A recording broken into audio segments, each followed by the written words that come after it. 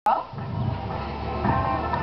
going to be using his toy snake to show us how Sarima hunts in the wild.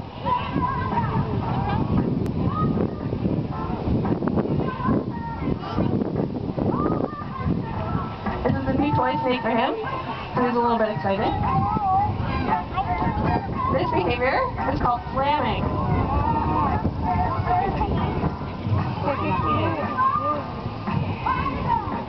Sarima stalk their prey, and they'll catch anything they can find.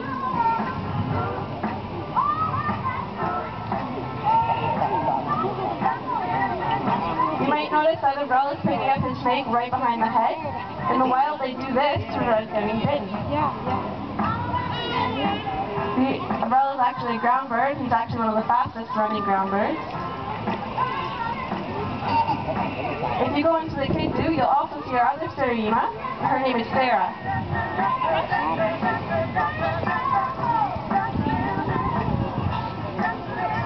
He gets distracted kind of easily. In the mornings, you'll hear Umbrella and Sarah call to each other. In the wild, they do that to communicate, and they can actually be heard for miles.